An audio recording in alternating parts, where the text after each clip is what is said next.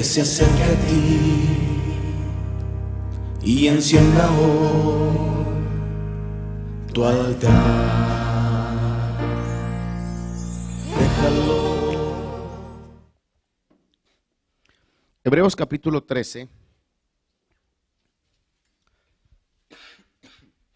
versículo 20 y 21.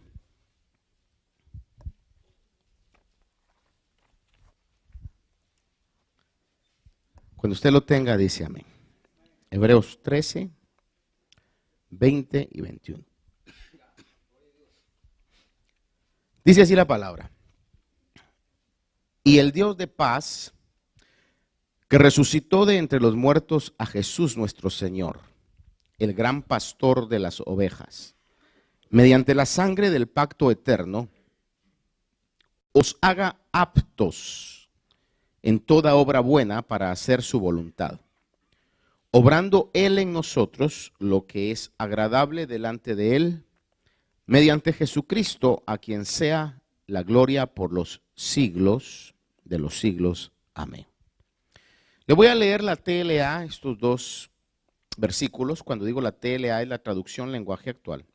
Exactamente estos dos versículos dice: el Dios de paz que resucitó a nuestro Señor Jesús y por medio de la sangre que Jesús derramó al morir, hizo un pacto eterno con nosotros. Somos el rebaño de Jesús y Él es nuestro gran pastor. Por eso le pido al Dios de paz que haga que ustedes sean buenos y perfectos en todo, y que Jesucristo los ayude a obedecerlo. Que Jesús reciba la gloria y la honra por siempre. Amén. Este versículo, al igual que otros que se encuentran al final de las cartas, específicamente del apóstol Pablo, como también Pedro y Juan lo utilizan, es una palabra que en inglés se conoce como benediction, o básicamente es como una oración de bendición. Por ejemplo, una de ellas es que dice: y aquel que es poderoso para guardarnos sin caer y presentarnos sin mancha delante de su gloria con gran alegría. Dice: a Él sea la gloria, la honra, el imperio, el dominio por los siglos de los siglos. Es otra oración que el apóstol Pedro utiliza para poder cerrar la carta que está enviando.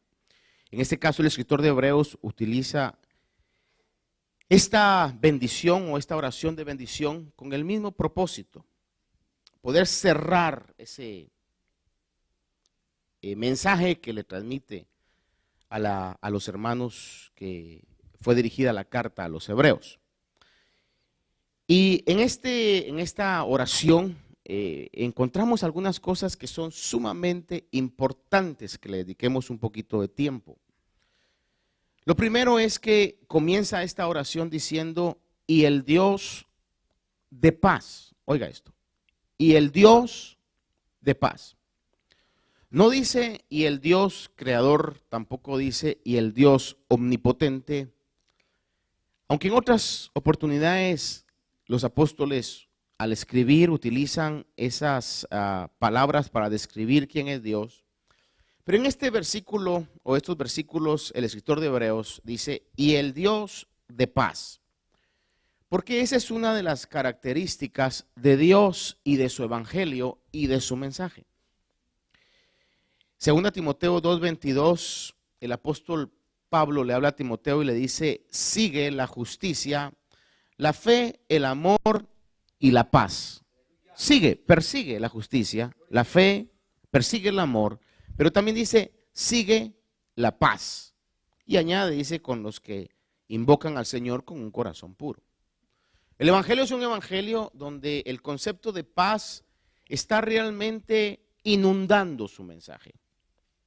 Hebreos 12:14 dice: buscad la paz con todos y la santidad, sin la cual nadie verá al Señor. Creo que ese versículo usted lo sabe en su corazón. Seguid o buscad la paz con todos y la santidad, sin la cual nadie verá al Señor. Comienza diciendo seguir la paz. No solamente va directo a buscar la santidad, porque es imposible poder alcanzar la santidad si no se camina en un camino de paz. ¿Cuántos dicen amén a eso? La realidad. Primera Tesalonicenses 5:23 dice, y el mismo Dios de paz, una vez más, se refiere a Dios como un Dios de paz, y añade, os santifique por completo todo vuestro ser, espíritu, alma y cuerpo sea hallado irreprensible delante de Dios en su venida. Ahora, lo contrario de paz, obviamente, es guerra y es pleito. Usted sabe muy bien eso. Romanos 1:29, hablando acerca de los hombres del mundo, habla y dice, están llenos de toda envidia, injusticia, maldad, avaricia, malicia, colmados de envidia, homicidios, y dice, colmados de pleitos. Es decir, que la gente que no tiene a Dios es una gente que está llena de pleitos. ¿A qué magnitud? Bueno, algunos lo llevan ya a la violencia física, pero otros andan peleados con todo mundo y no llegan a la violencia física, pero andan peleados con todo mundo. Especialmente hoy con la situación de la comunicación y las redes sociales, a veces en ese tipo de situación se andan tirando indirectas por las redes sociales, ¿verdad? Hermano, gente que está llena de pleitos. En el 13:13 de Romanos dice, andemos decentemente como de día, no en orgía ni borracheras, no en promiscuidad sexual y lujurias, y dice, no en pleitos y envidias. El consejo de la palabra es que estemos apartados de los pleitos. Los pleitos son una de las obras de la carne. Gálatas 5:20 habla y lo pone como, dice, parte de las obras de la carne son idolatría, hechicerías, enemistades, pleitos. Ahí pone también que una de las obras de la carne son los pleitos. Primera Timoteo 6, del 3 al 4, cuando el apóstol está hablando acerca de enseñar una doctrina diferente, o aquellos que enseñan una doctrina diferente a la sana doctrina, dice, si alguno enseña una doctrina diferente y no se conforma a las sanas palabras, las de nuestro Señor Jesucristo, y a la doctrina que es conforme a la piedad, dice, está envanecido y nada entiende, sino que tiene un interés morboso en discusiones y contiendas de palabras de las cuales nacen envidias, pleitos y blasfemias. Es decir, que cuando hay una doctrina que no es la leche pura de la palabra, va a generar en todos aquellos que están siendo enseñados o adoctrinados una situación, un deseo de pelea, estar peleando. Hermanos, es una realidad que se vive a veces, donde dice, no te juntes con los de tal iglesia porque no creen lo mismo que nosotros creemos. Tendríamos que analizar qué clase de enseñanza es la que se está dando para que cause ese tipo de actitud en las personas. Me comentaban, no me consta, pero alguien me comentaba que en una iglesia el pastor les decía, no les vayan a hablar a los hermanos de la iglesia tal, porque esos son nuestros enemigos. Que era una iglesia cristiana evangélica solo porque no creían las mismas cosas exactamente que ellos creían, y porque obviamente él creía que le estaba haciendo la competencia, porque a veces se utiliza esto como que fuera un negocio, hermano. Y entonces, no le hablen a los de tal lugar porque son nuestros enemigos. Son doctrinas malas, doctrinas falsas, doctrinas extrañas. Hermanos amados, la doctrina real a veces nos ubica, a veces nos endereza, a veces la palabra de Dios viene como fuego y a veces como martillo que quebranta la roca. Pero siempre tiene un cometido de hacer por nosotros lo que según Dios, en su sabiduría y su entendimiento, es lo mejor para nosotros. Entonces, en este caso, la palabra nos enseña que los pleitos son obra de la carne, que los pleitos es algo, hermano, que no pertenece al cristiano, a la cristiana. De hecho, hay un pasaje en Proverbios, capítulo número 26, versículo 17 de Proverbios, que dice de esta manera, y se lo voy a leer como lo traduce la versión de las Américas, y se lo voy a leer en la TLA.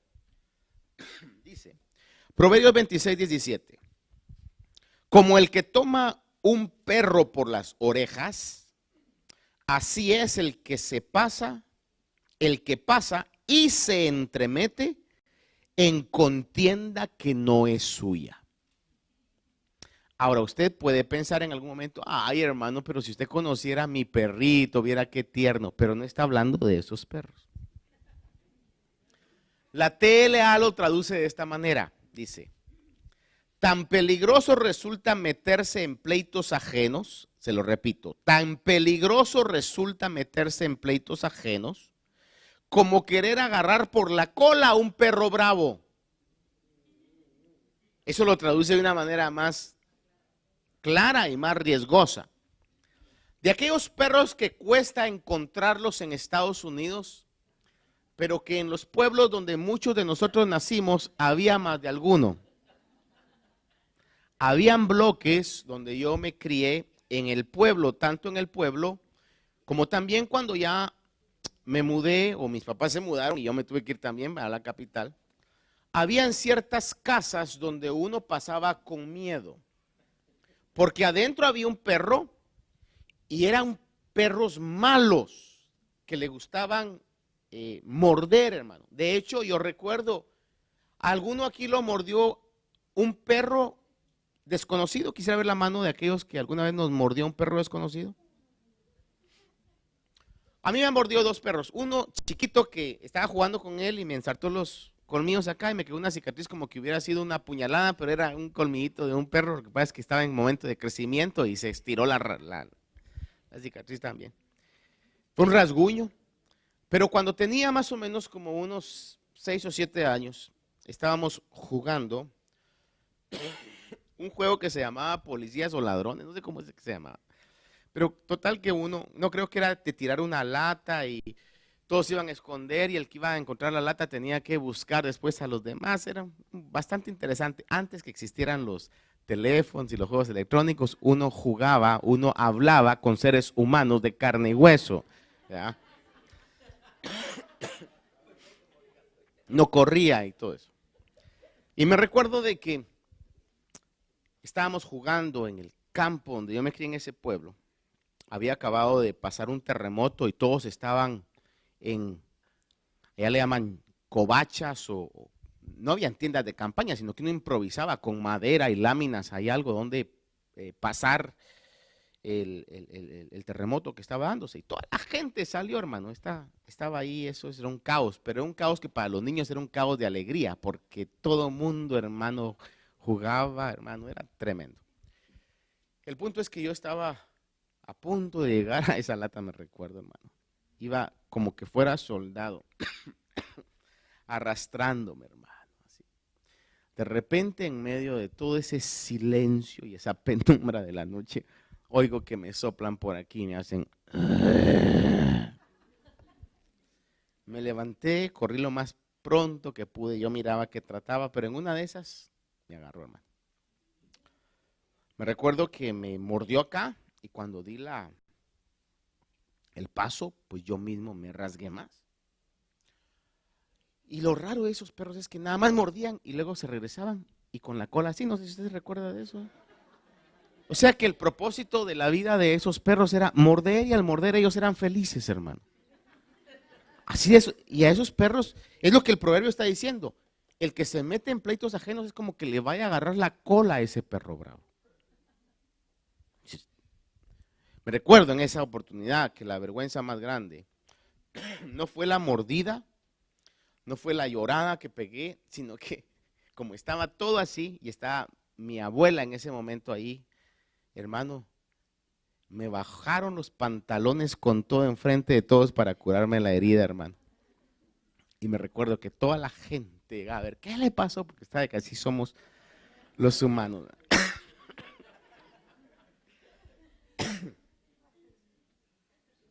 Gracias a Dios que en ese tiempo no había Facebook, sino...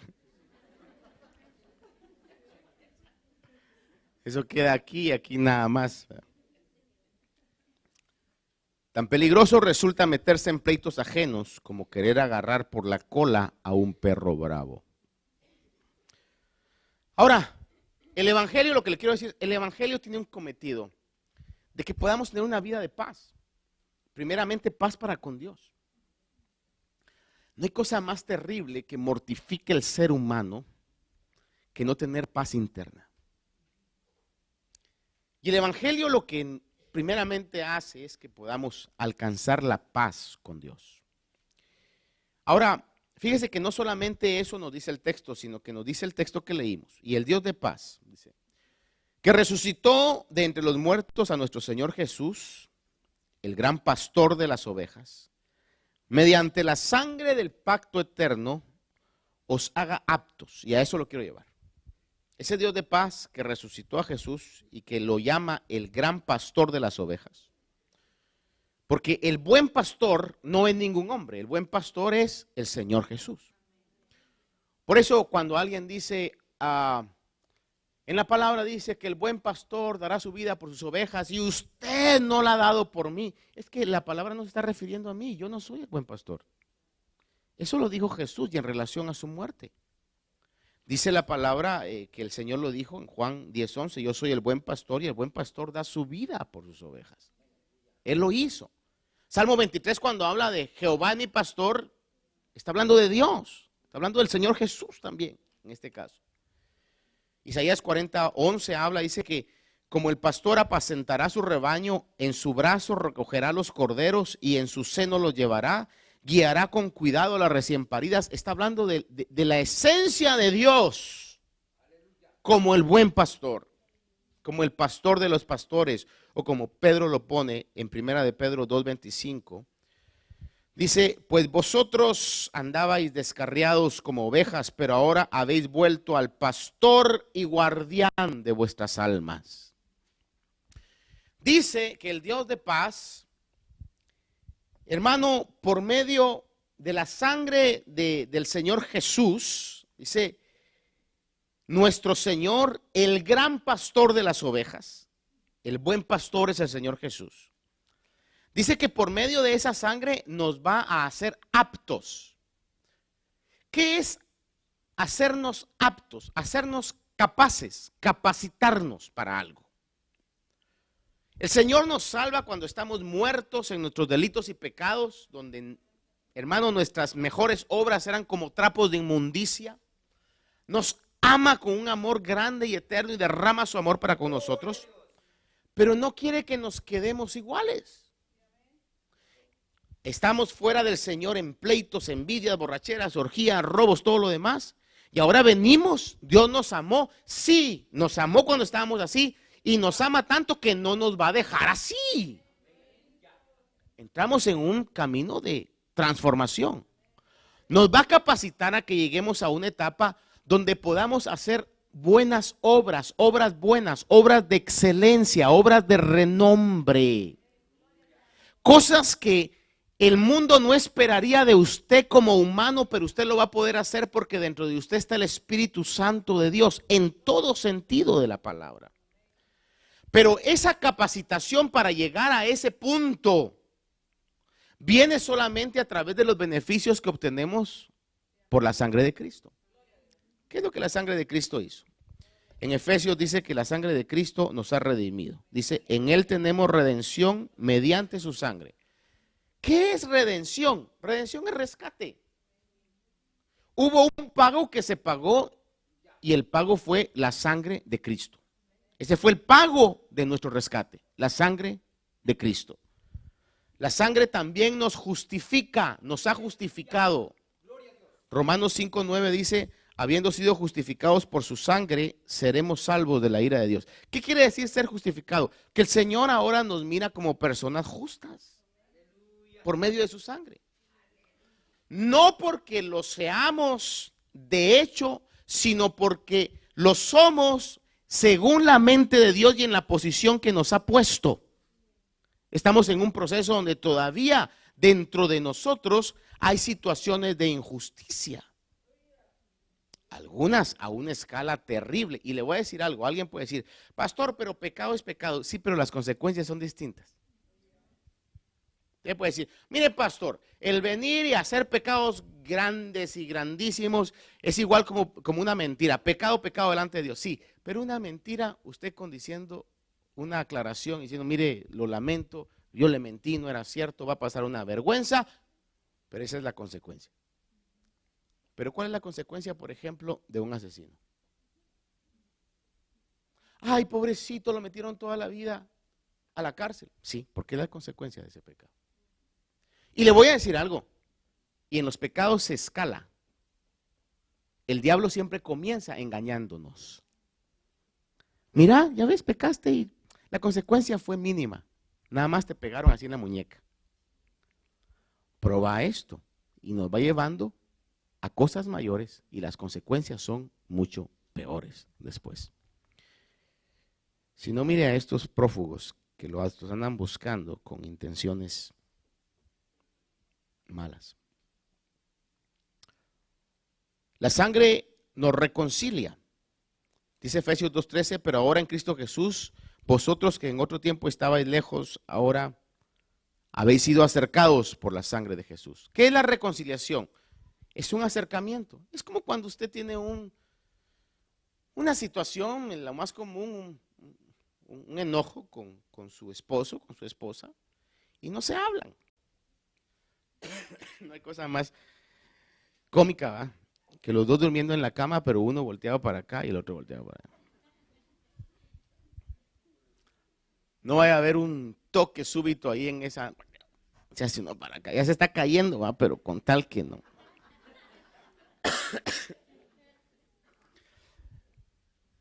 Pero cuando ya se hablan las cosas, porque las situaciones hay que hablarlas, cuando dicen amén a eso, hay que cultivar la comunicación. No asumamos, no, yo creo que ya entendió que no fue mi intención. No, dígale, mira, no fue mi intención. No es que ella sabe que I am sorry, no basta solo con que ella o él sepa, dígaselo. Dígale, lo siento, mira, lo siento, me equivoqué. Se me salió de la manera incorrecta. No era mi intención. Estaba viendo un programa el día de ayer y me dio risa porque es acerca de una niña muy inteligente, sumamente inteligente, ¿verdad? Y entonces la niña estaba sentido con la persona que le está cuidando porque él dijo o dio a entender que por culpa de ella, él no podía vivir su vida. Entonces la niña se siente y se va y dice, no, tú dijiste que por mi culpa, que por mí tú no puedes vivir tu vida. Y la persona que está ahí le dice, lo siento, se me salió. Le dice, no, le dice la niña, pero tú lo dijiste. Y entonces él le contesta y le dice, ¿te recuerdas hace un mes que me pediste que te comprara un piano?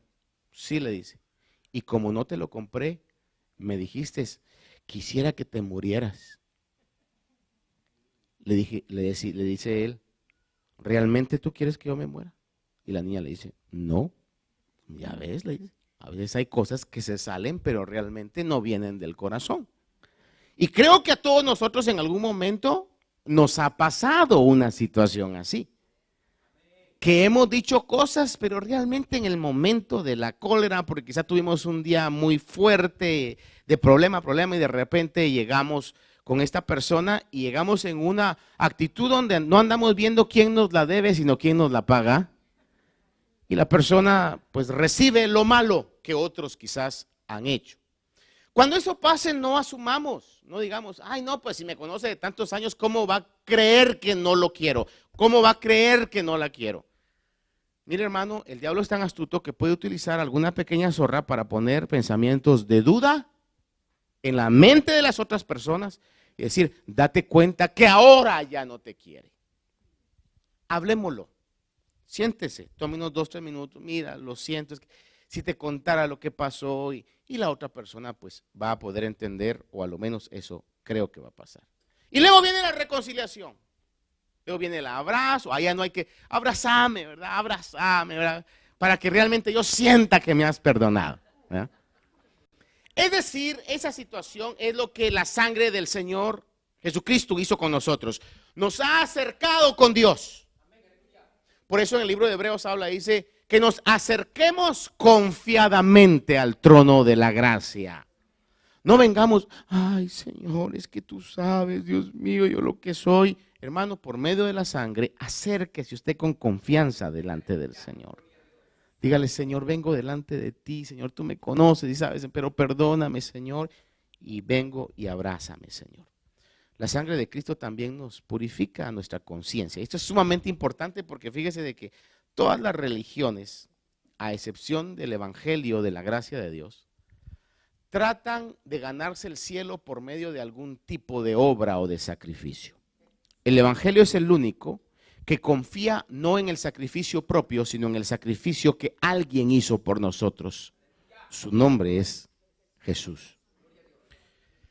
Purifica nuestra conciencia. Hebreos 9:14 dice, cuánto más la sangre de Cristo, el cual por el Espíritu eterno, es decir, el Espíritu Santo, se ofreció a sí mismo sin mancha a Dios, dice, purificará vuestra conciencia de obras muertas para servir al Dios vivo. Vea esa expresión, obras muertas. Por favor, repita conmigo, obras muertas. ¿Cuáles son las obras muertas? Las obras muertas es todas esas prácticas vacías de religiosidad. Y la sangre de Cristo nos limpia de todo ese tipo de obras muertas. Esas obras, hermano, son las obras que la gente quiere hacer para poder ganarse el cielo por medio de esfuerzos humanos. Ahora, la diferencia entre ese tipo de obra a tener fe en el Señor es de que nadie va a poder llegar al cielo diciendo que se ganó el cielo por lo que hizo o por lo que era, sino que vamos a tener que reconocer que todo fue por la gracia y la misericordia de Dios y porque tuvimos fe en lo que la palabra de Dios dice y creímos el mensaje del Evangelio, creímos las buenas nuevas de salvación. Creímos que Jesús murió por nuestros pecados y acogimos ese regalo de Dios. Ahora, dice que por medio de esa sangre nos capacita. El texto, se lo repito, dice que por medio de la sangre del pacto eterno os haga aptos para toda obra buena. Es decir, que por medio de la sangre ahora nos lleva a un lugar donde por medio del Espíritu de Dios que está dentro de nosotros, vamos a tener acciones, vamos a ser usados por Dios para hacer obras buenas que están en el plan y la voluntad de Dios que sus hijos hagan, que no podríamos hacer por nuestro propio deseo porque éramos malos, que no podríamos hacer por nuestra propia intención porque a menos que el Señor nos hubiera cambiado, nosotros seguiríamos haciendo las malas obras o las obras de la carne. Pero como nos salvó y nos redimió y nos está perfeccionando por medio de su sangre, ahora entonces comenzamos a tener un tipo de actitud que son obras buenas en todo el sentido de la palabra, según y por medio de su sangre. Ahora, fíjese que la palabra aptos también quiere decir que la palabra catartizo en el griego, también quiere o da la idea o es sinónimo de que nos va perfeccionando. En otras palabras, por medio de la sangre de Cristo nos perfecciona. Perfección es sinónimo de madurez, nos lleva a una madurez, dice, para poder hacer obras buenas. Déjeme decirle esto. Somos personas imperfectas en las cuales Dios está desarrollando un plan perfecto. Se lo repito. Somos personas imperfectas con las cuales Dios está desarrollando un plan perfecto. Dios está haciendo un plan perfecto. Sepa que lo bueno, lo malo y lo feo que nos pueda pasar, si amamos a Dios, dice la palabra, a los que aman a Dios, todas las cosas ayudan para bien. Es decir, aquellos que han sido llamados conforme al propósito de Dios. Dios tiene un propósito, yo le llamo a esto destino profético para cada uno de nosotros. Y digo esto con un poquito de cuidado porque a veces cuando se habla de la profecía, dicen, ay, entonces lo que me profetizaron, lo que me dijeron allá. Mire, si usted se pone a ser honesto con usted mismo y ustedes le andan profetizando de aquí para allá, para allá, para allá, vea que muchas de esas cosas no coinciden. Me decía alguien la otra vez que fue a cierta iglesia donde el que entra inmediatamente le profetizan. Me decía que le profetizaron un montón de cosas. Y al final me decía esta persona, y ninguna de esas se cumplió. Hermano, porque su destino profético y mi destino profético no se va a basar, y tenemos que tener mucho cuidado en esto, en cuestiones como sueños, sentires, palabras. Y a veces nos dejamos llevar por ese tipo de situación. Fíjese que la capacitación que el Señor está haciendo por medio de la sangre de Cristo, hermano, viene primeramente a edificarnos por medio de lo que la palabra de Dios dice. Ahora, déjeme concluir con esto. La voluntad de Dios para nuestra vida es una voluntad de que nosotros vamos a hacer obras buenas, pero esas obras buenas todo el tiempo van a buscar edificar y no destruir. Las obras que Dios tiene para con nosotros siempre llevarán a edificar y no a destruir. Quizás alguien dirá hoy, pastor, entonces usted está destruyendo la pobre vida de estos dos siervos.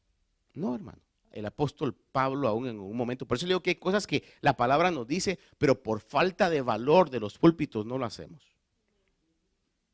¿Sabe usted que el apóstol Pablo en algún momento entregó a una persona a Satanás? O sea, al tal, entréguenlo a Satanás para que sufra en la carne, pero su espíritu pueda ser salvo en el día del Señor. Mi deseo con estos rufianes es de que se arrepientan y que traten de buscar un tipo de restitución a los que han defraudado y han robado. No, pero me arrepentí y me fui huyendo. Eso no es un verdadero arrepentimiento. El verdadero arrepentimiento siempre va a tener un tipo de restitución, de dar la cara por algo. Por eso yo le decía, y voy a decir esto con bastante cuidado también, pero es una verdad. Desconfíe de los predicadores ambulantes, hombre. Hoy viene un predicador, como no tiene nada que perder, viene y le profetiza y le baja el cielo y todo. Y detrás de eso, la mayoría o todo el tiempo va la plata. Desconfíe de eso. ¿Yo a dónde me voy a ir si ya estoy aquí bien sembrado?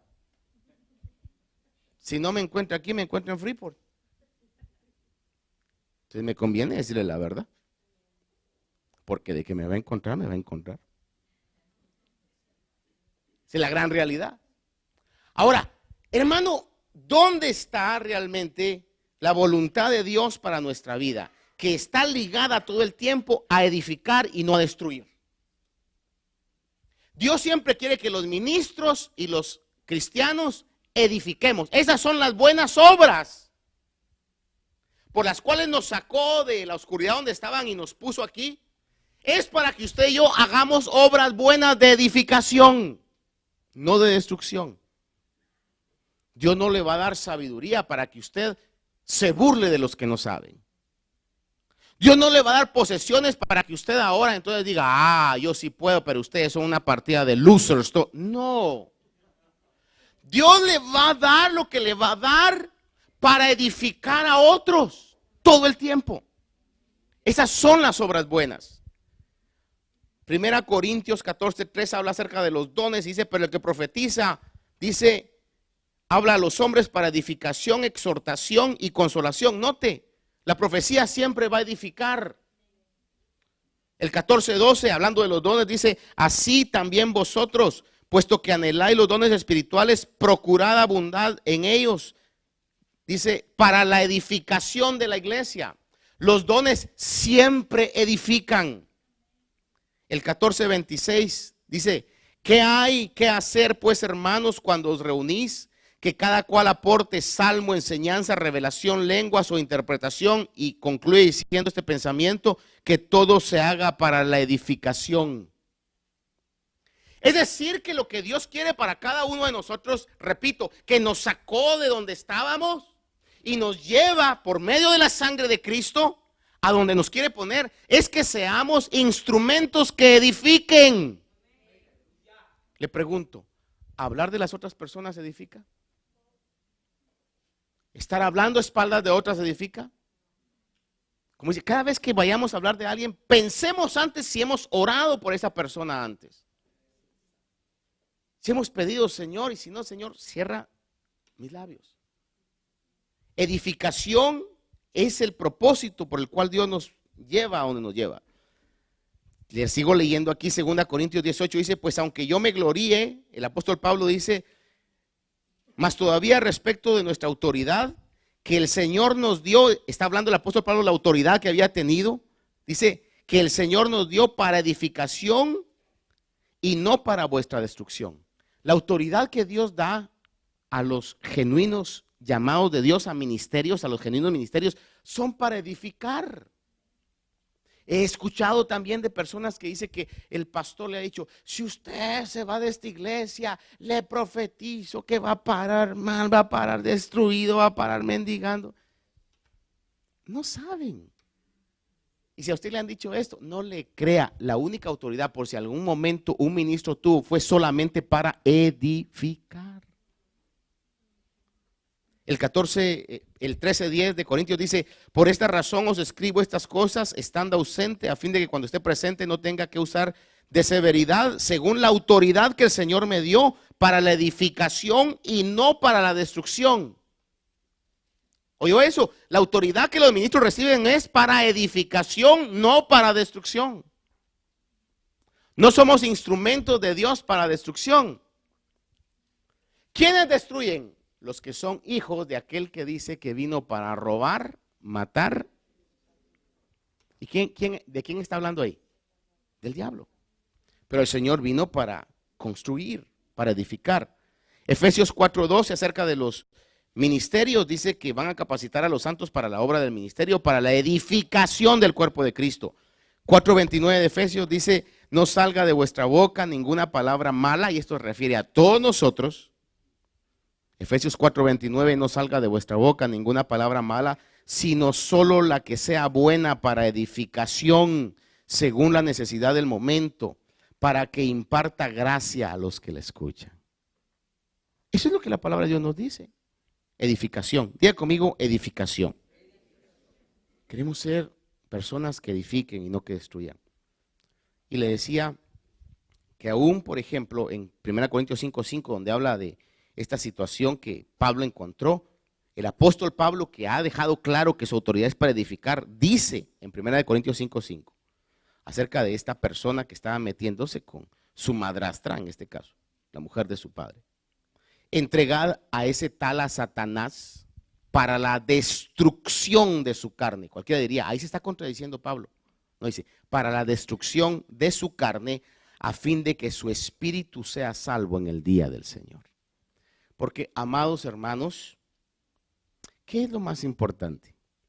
¿Su cuerpo, sus posesiones terrenales o su alma y lo que podamos tener atesorado en los cielos? En las palabras textuales del Señor Jesús, ¿de qué le sirve al hombre si ganara el mundo y perdiera su alma? Por eso le digo que hay tratos de Dios en la vida nuestra que vienen, vendrán y han venido, donde uno dice, ay, Dios no me ama. Cualquier trato que nos acerque más a Dios es la expresión del amor de Dios que quiere acercarlo cada vez más a su presencia. No hay lugar mejor donde usted y yo podamos estar, sino cerca del Señor.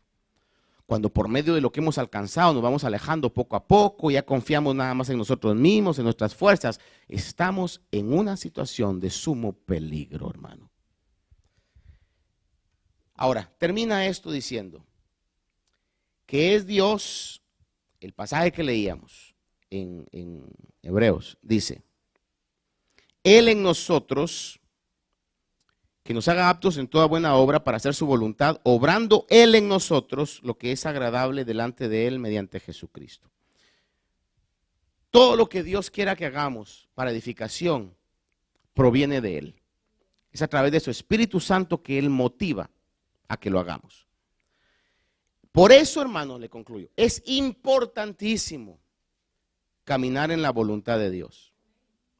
La fuente más segura de la voluntad de Dios, recalco lo que dije, la fuente más segura de la voluntad de Dios no son las visiones, no son los sueños, no son las profecías, no son los sentires, sino es la enseñanza bíblica. Le repito, la fuente más segura de la voluntad de Dios no son ni las profecías, ni las visiones, ni los sentires, ni los sueños. La fuente es la palabra del Señor. Primera Pedro 2:2 dice, desead como niños recién nacidos la leche pura de la palabra, para que por ella crezcáis para salvación. Cuando yo vengo y le digo, Señor, ayúdame, esa es mi conclusión, ayúdame, Señor, a que tu palabra pueda encontrar un lugar importante en mi corazón y en mi mente. Recuérdame tu palabra cuando yo la voy a olvidar. Cuando los consejos del mundo y las situaciones llenen mi mente, Señor, que tu palabra por sobre todo tome un lugar importante. Recuérdamela, Señor. Porque cuando usted y yo obramos por medio de la palabra, siempre Dios va a tener su protección, su cuidado y su bendición sobre nuestra vida. Amén.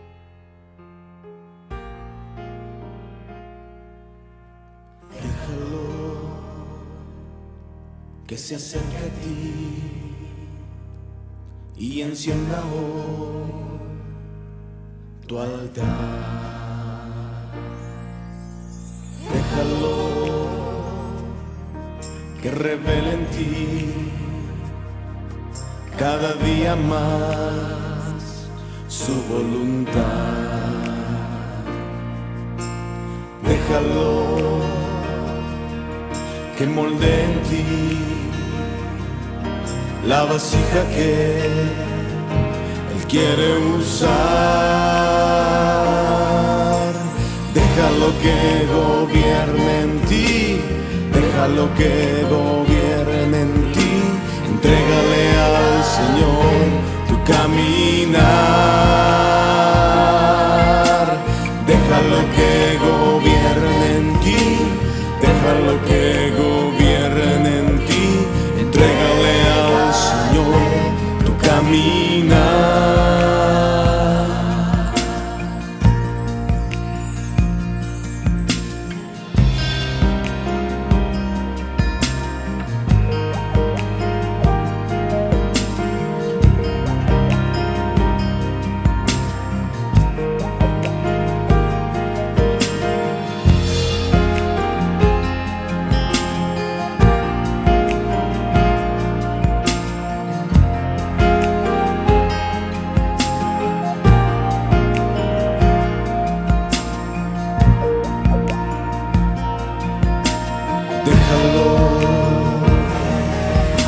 Se acerque a ti